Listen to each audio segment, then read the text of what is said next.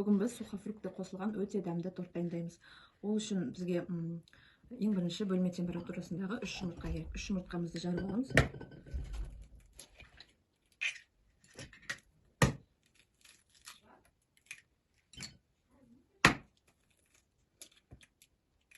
Кейін 1 банка сгущенкамызды қосамыз.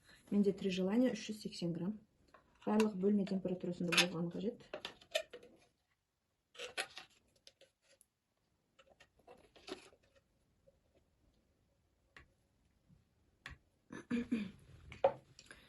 Кейін бөлме температурасындағы 72 немесе 82% 100 грамм майымызды қосамыз. Енді барлығын қосып миксерлейміз.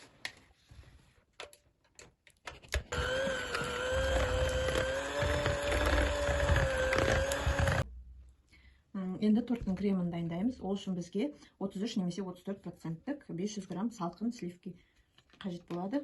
Міндетті түрде салқын болу керек. Менде 33% сливки.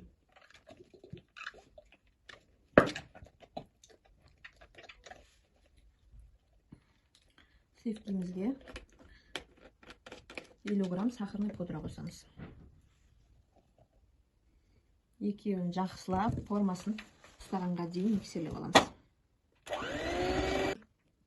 Енді миксерлеп болғаннан кейін холодильникте тұрған 300 грамм сметанамызды қосамыз. Міндетті түрде салқын болу қажет.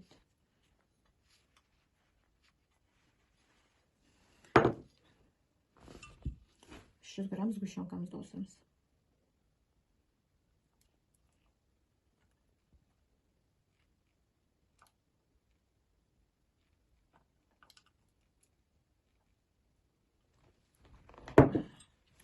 Жақсылап сағат тілімен баяу араластырамыз. Егер қатты араластырсаңыздар, кремдеріңіз сұйық болып кетуі мүмкін. Сол үшін жай өте баспай араластырамыз. Енді кремімізді араластырып болғаннан кейін сухофруктыларымызды қосамыз. Курага, кишмиш, жаңғақ. Өз қалауларыңыз бойынша қосасыздар.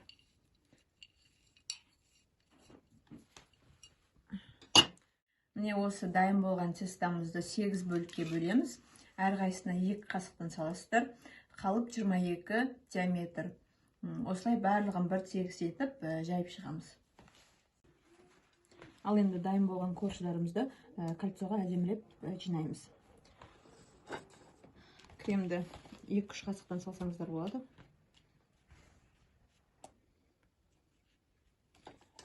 Бұл торт міндетті түрде холодильникте 5-6 сағат кем дегенде, болмаса бір түн тұру керек. Сол кезде жұмсақ, дәмді торт болып шығады.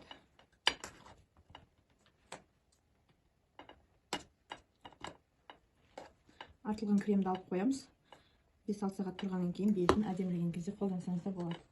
Бетін әдемілеуге өз қалауларыңызша вафельный крошки немесе осы коржиктерден қалған ұнтағын сеуіп, жаңғақ, жемістер салсаңыздар болады.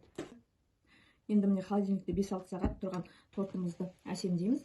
Осы сыртындағы кольцосын шешіп аламыз. Одан кейін бізге кешегі артылған креміміз қажет болады, вафельный крошки, және үстіне қалғандарыңызша жеміс немесе сухофруктымен әдемілесеңіздер болады. Ең бірінші артылған кремді жақсылап жағып аламыз. Кремімізді жағып болдық. Енді вафельный крошкимен қаптаймыз.